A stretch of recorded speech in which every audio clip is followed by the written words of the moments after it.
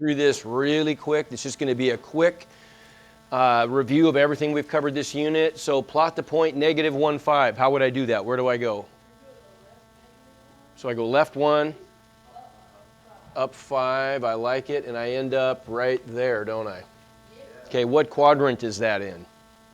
2, because we start, and the reason that's 2 is because this is 1, that's 2, that's 3, and that's 4, right?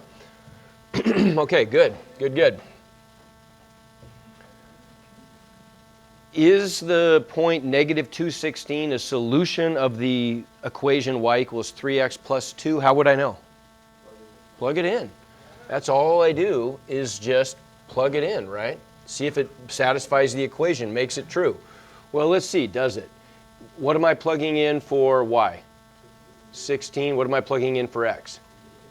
Negative 2. So I get 16 equals 3 times negative 2 plus 2. Is that true or false? That's false. Right, that's false. That gives me 16 equals negative 4, which is not true. So the answer is no. It's not a solution. Okay, give me thumbs up, down, sideways. Quick. I want to get feedback on every one of these, see where we are. Okay, remember, and again, all we have to do is just plug in the values of my variables into the equation and see if it either makes a true statement or a false statement. Because this is false, the answer is no. It's not a solution. Okay, determine the domain and the range of the relation. What's the domain, x's or y's? Okay, so then what is the domain here? Okay, I'm hearing different things. I'm hearing is negative 1 in the domain? No, okay, what would be so again, what's the domain? 7, okay, I hear 7. What else? Do I need another 7? No, good, we only have to do the 7 once. What's next? 18, 50, okay. How about the range? Okay, 2, and I don't think it didn't even say to put them in order, so you don't even have to put them in order. 2, negative 1, 6, and that's it. There's only 3 elements in the range, correct? Okay. Is this a function? It's not, you're right, because what is the definition of a function? Okay, no repeating x values in that, but what does that really mean? For each input, there's exactly how many? 1. For each input, there's exactly 1 output, and that doesn't happen here, right? Which input has multiple outputs? Which one? Which one? 7, yeah. 7's a problem because look, when we input 7, we get 2 different outputs. Input 7, we get an output of 2, and we get an output of 6. And so the answer is no. It is not a function. It breaks that rule. Give me thumbs. Okay. How about this one? Find the domain and the range of this graph. Domain is x values, right? So what would be the set of all, not it's really a set here, what are the values of x that are included in that graph? Everybody agree? Everything between negative 3 and 3. If I take this graph and I project it onto the x-axis, isn't it just going to look like that? Right? The furthest left we can go on this graph is negative 3. The furthest right is positive 3. And so there is a graph, that interval is a graph of the domain. So that would be this guy right here. Everybody agree? Okay. What about the range? All reals. Goes up forever, goes down forever. So it's all reals. Okay. Is this graph a function? Thumbs up or down? Good, because it fails what test? The vertical line test. All right. Absolutely. It fails the vertical line test. A vertical line intersects this function in more than one place. And so the answer is no. Okay, thumbs? I think we're good here. I'm looking forward to this test. Okay, we've been doing this all year. If I give you a function, f of x, and it says find f of negative 5, what am I doing? Plug in negative 5 in for x. What do I need to include the negative 5 inside? Parentheses. Okay, so that's what I get. Okay, so what do I do next? Do I multiply by 2 or do I do the exponent first? We're doing PEMDAS. Exponents come before multiplication, don't they? This is still a fairly common mistake people make, and we got to fix this. Exponents come first, then multiplication. So what should I do first here? Okay, what is that going to give me? What's going to change here? 25, good. Negative 5 squared, if I do that exponent, I get positive 25. Now what? Multiply. 2 times 25 is 50. 50 minus 8 is 42. The mistake people sometimes make here is they multiply the 2 times the negative 5 and get negative 10, and then they square that. Does it make sense why that is incorrect? Okay, give me thumbs on this one. How are we doing? Up, down, or sideways? I just got to know kind of where we are on this. Okay?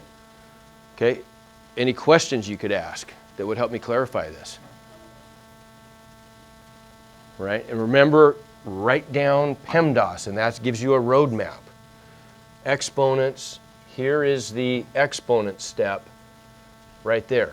That's the power. It's only the negative 5 that's being taken to the power of 2. If I square something, I just multiply it by itself. Negative 5 times negative 5 is positive 25. Okay? How about this one? Use the graph of the function to write the corresponding ordered pair if f of 2 equals 3. Well, we don't even need the graph. We don't even need the graph. An ordered pair looks like what? X and Y. Which one's the input? X is the input, Y is the output. So which number am I inputting into my function here? 2. Right, and the way we remember that, if you want to, is just like this. We know that y equals f of x. We've been saying that for years. F of x is a fancy name for y. So if y equals f of x, then f of x equals y. Well, look at that. It gives us a map. X is 2, y is 3, right? Right? And so remember, an ordered pair is of the form x, y, where x is the input and y is the output, right? And so the ordered pair corresponding to f of 2 equals 3 would have to be that, 2, 3. Okay? Make sense? Okay? And what do you know? If we look on our graph, if I go over to x equals 2, what are the coordinates of that point on my graph? What do you know? Okay? Makes sense? So we could even just input 2 into the function and see what the output is, and it's going to be 3 from the graph if we want to, but we don't have to because it tells us. Give me thumbs. Okay? All right, so show me with your fingers how many points are included in my function here in that set. Yeah, 3. I agree. There's 3 ordered pairs. Which one of those, the left, middle, or the right, is the one that's important to us if we're trying to find f of 7? The left is, yep, right? And the reason for that, is 7 an input or an output? It's an input, right? So we're inputting 7, and what are we being asked to find, an input or an output? An output, yep. Okay, so we're finding the output when 7 is the input. Okay, well, what's the answer? What's the output? 3. Yeah.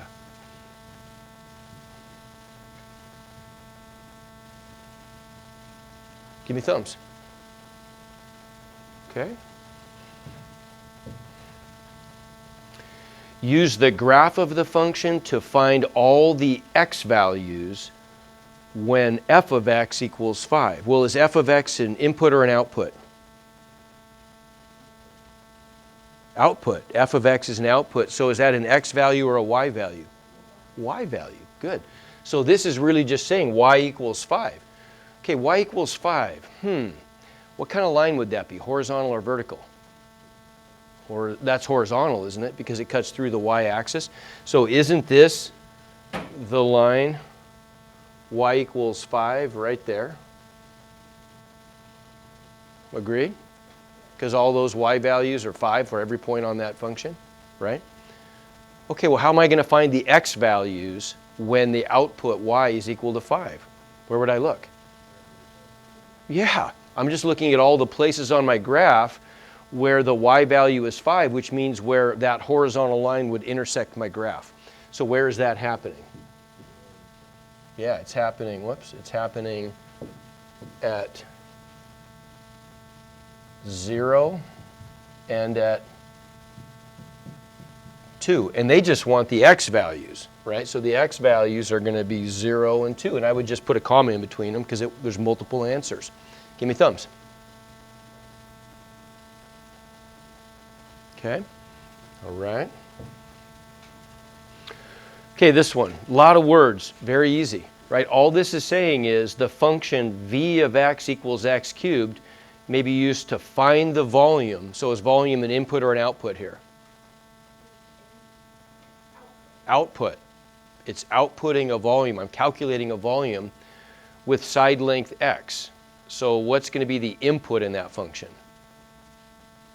X, right? I'm going to input into my formula or my function, I'm going to input the side length and it's going to calculate or output the volume, right? So what am I trying to do here? Find the volume of a cube whose side is 12 centimeters. So is 12x the input or the output? The input, absolutely, right? So I'm inputting 12 and then I'm just going to replace all the x's with 12, so I just get v of 12 equals 12 cubed, which your calculator will tell you is 1728. Okay? Makes sense? Okay? All right, rewrite the equation in slope-intercept form. What is slope-intercept form? Y equals mx plus b. I like it. So what are the steps to make that happen? What would I have to do? When I'm putting an equation into slope-intercept form, what am I really just doing? Isolating the y. Good. So how do I isolate the y here? I got to subtract 5x to the other side. And what else do I need to do? Subtract 3 to the other side. Give me thumbs on that part. Okay? Makes sense? I'm just getting the y by itself. Okay, so now we put it into slope-intercept form, so I can just look at that and tell what the slope is. What is it? -5. How come? Yeah, it's in the slope spot in the equation. It's the coefficient of x, and that's what m is, right? M is what's multiplied by x. So the slope is -5. Okay? What's the y-intercept? -3. And again, how did we get that stuff? For your notes, here it is, right? All we did was we subtracted 5x from both sides, and we subtracted 3, and we got the result y equals -5x minus 3. Okay, there's slope-intercept form. Now, how would I graph this thing? Okay, I'm going to start at -3, where? On the y-axis, because it's the y-intercept. Okay, good. So first thing is, whoops. If the y-intercept is -3, we're going to go to -3. Now, what about the slope? The slope is -5, but I want to think of that as a fraction for a slope. So what goes on the top? -5. If it's negative, it always goes on the top, doesn't it? Yep. Okay, so we get, whoops. Oh, my goodness. There. Okay, we get the -5 on top. What goes on the bottom? 1. Okay, and the reason for that is, right, then we know the rise is always going to be positive or negative. The run is always positive to the right. Okay, so what's that telling me to do then? If the slope is -5 over 1, what am I doing? I'm going down 5, and I'm going to the right by 1. and I get my second point right there. And then my line is just what I get when I connect and extend, which the technology will do for you, right? Give me thumbs. Okay. All right. All right, if a line has a slope of -8/9, then any line parallel has a slope of blank, and any line perpendicular to it has a slope of blank. Well, what's true about parallel lines? The slopes of parallel lines they're the same, right? They're equal. Okay, what's true about the slopes of perpendicular lines? Opposite reciprocals. Good. Okay, so if they're opposite reciprocals, remember what that means. We got to switch the sign, flip the fraction. There's two parts. Okay, so what would the slope of any parallel line be? -8/9, because they're equal. Good. Okay, how about the slope of any perpendicular line? +9/8. Good. Good, good. Okay. Determine whether the pair of lines is parallel, perpendicular, or neither. So what do I need to know about each line to tell? The slope. Yeah. Okay, what's the slope of the first line? Okay. 3, and there's an invisible 1 on the bottom. What's the slope of the second line? Okay. So give me thumbs, are they parallel? No, not equal. Be careful about this. Are they perpendicular? No, they're not, because they're reciprocals, but what are they not? Opposites. We didn't switch, right? They're both positive. So the answer is what then? Neither. Okay, good. All right, thumbs? Thumbs getting tired? You'll be good hitchhikers after today, aren't you? Okay. Write the equation of the horizontal line. X equals or Y equals? How come? There you go. It cuts through the y-axis, so it's going to be a y equals equation. And what's the answer? 7, right? Because the y values of every point, including the y-intercept, are 7. Okay? Good? Right. Which axis does it cut? So it's that equation. Give me thumbs. How are we doing on this? Okay. Find the x and y intercepts of this equation and use those 2 points to create your line. Okay, so remind me, how do I find an x-intercept? What's the recipe? That's on the x-axis, right? So what do I know about every point on the x-axis?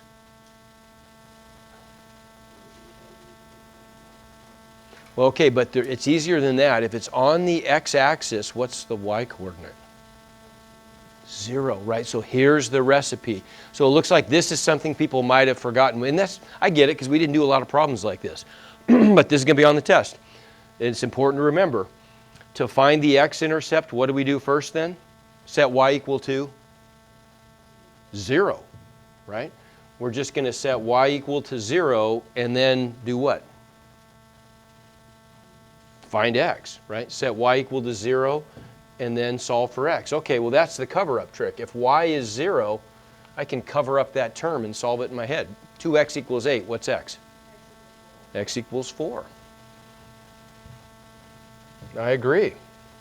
Okay, so we know the x-intercept is 4. Well, we know 1 point right there on my line. Okay? Well, then how would I find the y-intercept?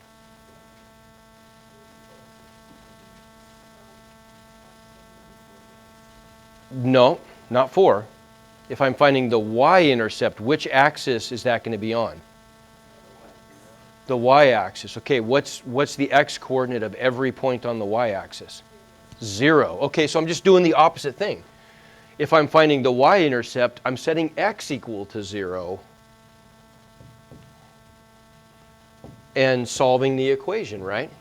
Okay, give me thumbs on that. Does that make sense? To find the x-intercept, we set y equal to 0 and solve. To find the y-intercept, we set x equal to 0 and solve. So now I'll cover up the x term, which gives me -4y equals 8. What's y? -2. I agree. Okay, and so my y-intercept is at -2. And so then all I've got to do is Connect and extend, and I got it. Okay, give me thumbs. That might be one to review a little bit. Okay, this will be up today. The video and the notes will be up today. I would maybe look at page 14 and just review that one tonight. Looks like that one was a little bit rusty. Write the equation of the vertical line. X equals or Y equals? How come? Cuts through the x-axis. Good. So then what's the answer? X equals 3 is my equation. Yep. Okay, good. Easy.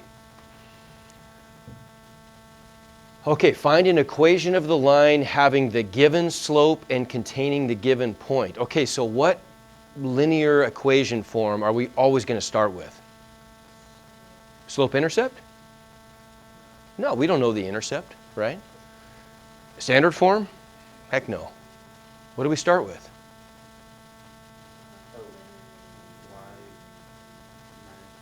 Y minus y1. Okay, that one. What's that one called? Huh. What's that one called? That's so tough to remember. Point slope. How about that? How come? Because those are the ingredients that you're plugging into the form, right? We're plugging in the coordinates of a point, which are going to be x1 and y1, right? And I'm plugging in the slope, which is m. Okay, give me thumbs on that, right? And you're going to get some practice. Do that assignment. If you haven't memorized that, by the time you do that assignment, you'll have it memorized. You have to just write it twice. And that's all it takes. You'll get it. So what form do we start with? We start with point slope form. And see if you can remember. What is that? Everybody, what do I start with? Y minus y1 times parentheses, so the quantity x minus x1. That's it. That's point slope, right? Okay, so what am I plugging in? What am I going to plug in for y1? Because the x and the y are the variables that are going to stay there. Everything else is a number I've got to plug in. What am I plugging in for y1? 2, because there it is, right? That's my point. This is the point, x1, y1. Good. And what am I plugging in for m? 3. And then you already told me x1 is going to be what? 6. Good.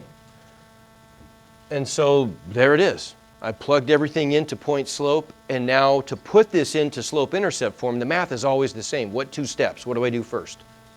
Distribute the slope, right, which is going to give me 3x minus 18. And then what? Add 2 to both sides, right? But isolate y by adding 2 to both sides. So I'm going to get y equals 3x, and then what's the number going to be if I add 2 to negative 18? Negative 16. We got it. Okay, that's it. Give me thumbs. Okay, and there's a lot of that on the test, so that's another one to practice, right? Just practice plugging stuff into point slope and simplifying. It's simple stuff, but it's important to do. If you haven't finished that assignment, that'd be a good one. Okay, so how about this one? Same kind of thing, right? Where am I going to start? What form? If we're writing the equation of a line, where do we always start? What form? Point slope. Every time. I'm starting with point slope. Okay. Well, I got to how am I going to calculate m? I know a point. Which point could I use here? Well, either one. Which one's probably easier to use for my point that I'm going to plug into point slope? Probably 3, 2. I agree. So we'll probably use this one to plug into point slope. What am I missing? M. But I can calculate m, right? How do I calculate m? What's the slope formula? So y2 minus y1 on the top. And what does that really mean? It just means I'm subtracting the y values of my 2 points. What's on the bottom? Subtract the x values. So x2 minus x1. So let's do that. Okay? What am I subtracting on the top? What minus what? 2 minus negative 14. Now watch how I write this. I'm going to say it as I write it. Pay close attention, because this is going to save you some silly, simple mistakes. I get 2 minus negative What's that make, obviously? If you subtract a negative, you're adding. Minus negative 14. And so on the top, oh man, on the top, what am I getting? On the bottom, what am I subtracting? Minus negative 1. And remember, I've got to be consistent. If I'm going to subtract right values minus left values, I have to do the same thing for both x and y. I could have reversed it if I wanted to, right? I could have said negative 14 minus 2 on the top, but then I would have had to do left minus right on the bottom for my x values. It's probably easier just to always do right minus left. I mean, then it's always the same. So on the bottom I get 4. What does that reduce to? 4. Okay? So my slope is 4. Okay, so then that's easy. I just plug and chug, right? What am I plugging in for y1? 2. Oops. Right, so I'm getting y minus 2 equals 4 times x minus 3. There you go, right? Okay. What do? Distribute the 4 and then add 2. Isolate y and add 2. And what do I get? I get that, right?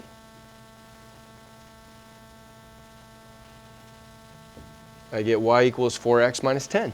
Okay, give me thumbs. They getting better? Okay. Okay, write the equation in standard form. Okay, what is standard form? ax, I hear it, ax plus by equals c. So really all standard form is the x term plus the y term on the left side, number on the other side, right? Can a, b, and c be fractions? No, they just can't be fractions. That's the only thing that we have to be careful about. All right, so what are the steps to do that? Distribute the negative 4. Okay, and then what? What do I need to do here? Something that's still not quite right. What's one thing I have to do? Okay, move the x term to the right by doing what? Adding 4x to both sides. Good, I like that. What else?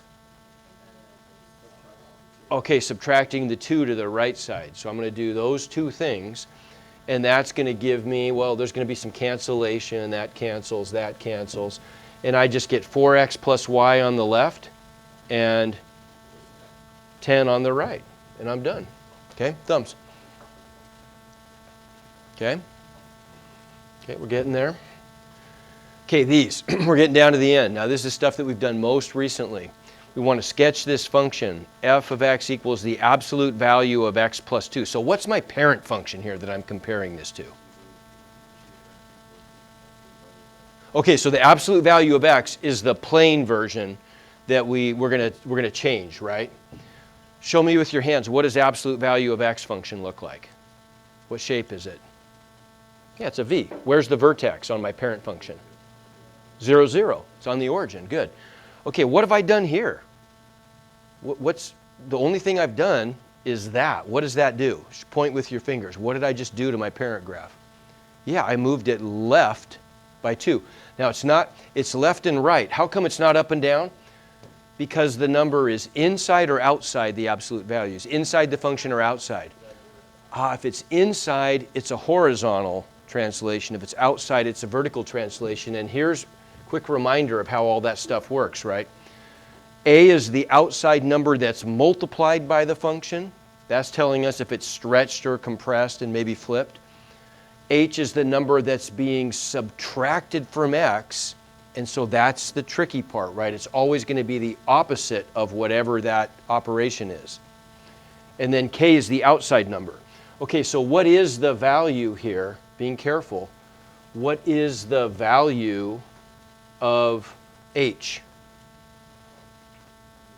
It's -2. Exactly, it's -2. What's A in this? Not 0. 1. What's A? What's K? 0. Nothing's being added outside. Okay, so we get those values. And all that means then, the only thing that's being done is it's being slid to the left by 2. So that's easy to pick out that graph. Which one is it? A, B, C, or D? Which one has been slid left by 2? D. Okay, give me thumbs. How we doing? Okay, so similar to that, what if we did something similar but just a little bit different? What did we do here? We went up, didn't we? What's A? 1. What's H? 0, because nothing is being added or subtracted inside, right? What's K? Positive 3. Remember, that's the one that's always, there's nothing tricky about that one. So what's that mean? Well, we're going up by 3. Okay, A, B, C, or D? Yeah, it looks like C, right? Okay. All right, what if we do multiple things at once? What about that one? What's A? Okay, negative 1. What does that mean is going to happen, by the way? Oh, it's going to get flipped. Okay, but we don't even need to, that's just, we can just see if we get the right answer because we know what to expect. But we're going to use a t-table anyway. What's H? Negative 1. What's K? Negative 2. Okay, so then what does that tell me? What are the coordinates of the vertex? Yeah, good. So my vertex, and I'm going to put a V there to remind myself it's the vertex. The vertex is at negative 1, negative 2, right? And I just need one other point. Well, how could I pick another point? Remember, I have to pick a different x value. So where do I go to pick my other x value? When I'm graphing these things using the technology, I have to start with the vertex and then I need one other point. Well, if the x coordinate of my vertex is negative 1, should I go to the right or the left of that to make it easier? To the right. So what's a number that's just to the right of x equals negative 1? 0. Yeah. Right? So why wouldn't I just pick 0 and plug that in? If I plug 0 in for x, what am I going to get? 0 plus 1 is 1. Absolute value just makes it 1. So what do I get from that whole first part then, right here? Negative 1 minus 2 is what? Okay, so I would pick the one that's got a vertex at negative 1, negative 2. So that would be, well, there's only one of them. It's that one, isn't it? Right? And it also does the right thing. It gets flipped around. So look, I've got the 2 points. I've got my vertex right there at negative 1, negative 2. And look at the other point. 0, negative 3 is right there. But I don't even really have to use that t-table. I could also just realize that I've gone left by 1. I've gone down by 2. And this is just flipped it, right? So doesn't that have to be the D, the fourth one? Give me thumbs.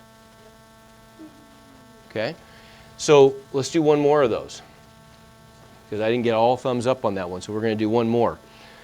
How about this one? Okay, what are the coordinates of the vertex? What are H and K here?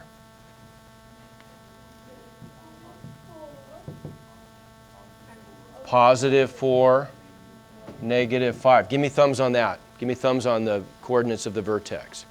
Okay, so that tells me then I've got the point 4, negative 5. So over 4 down 5, there it is. There's my vertex, right?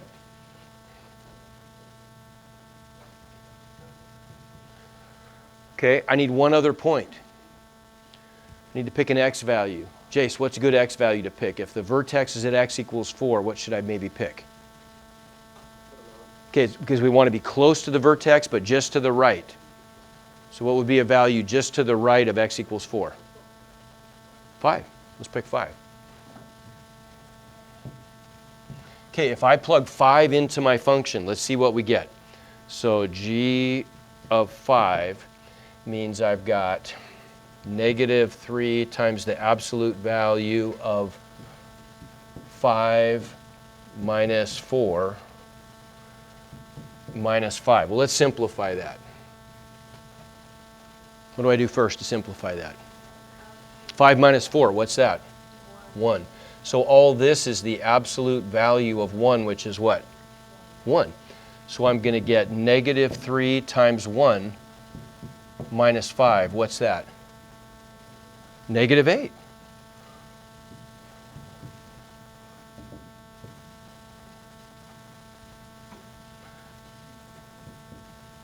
So what's that tell me then? My other point is going to be over 5 and down 8. So over 5, down 8 is right there. And remember how I do this. I always start at the vertex, and then the other point generates the shape of the graph. So there it is. Okay, everybody see that? How many points do we need in our t-table?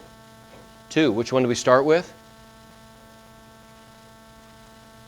The vertex, right? H and K. And then we pick a value of x for our second point. That's it. Plug it in and see what the y value is. Okay? Yep. Okay, I mean, you could. But the reason I don't teach it that way is because that only works for absolute value functions. It won't work later in the year when we're dealing with other kinds of functions. So I don't like you to learn that way because it's a trick that doesn't work very often. This will always work. Okay? The t-table method always works for any kind of complicated function. Okay? Okay, we're almost there. How would I check to see if the ordered pair negative 5, negative 3 satisfies the inequality? Plug it in. If we want to check a solution, we always plug it in and see what happens. See if it's true or false. Okay, so let's see. If I plug in negative 5 for x and negative 3 for y, I get negative 10 plus 15, which is 5. Is 5 greater than or equal to 10? No.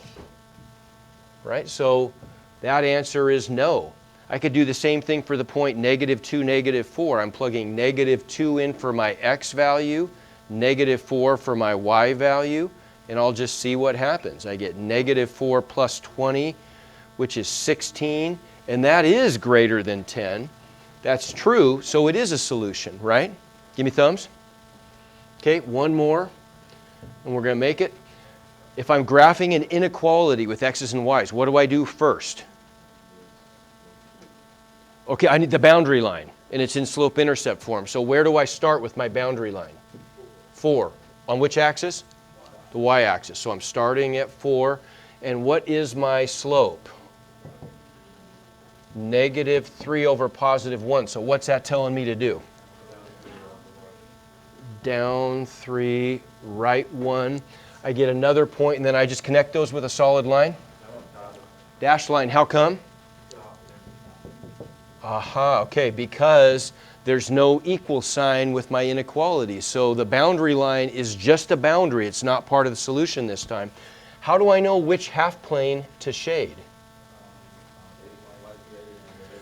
Okay, y is vertical and y is greater than mx plus b, so point with your fingers, I shade above. So I pick a point on my line, and if I, from that point, if I go, here I'll make it green so it doesn't, we're going to go up, right? We're going to shade everything up. So this is what my graph should look like. Okay, with the technology, when you're graphing these things, does everybody know how to choose between a solid or a dashed line? You click on the line and then you choose solid or dashed. How do you shade a half plane? Paint bucket. There you go. You got it. Excellent.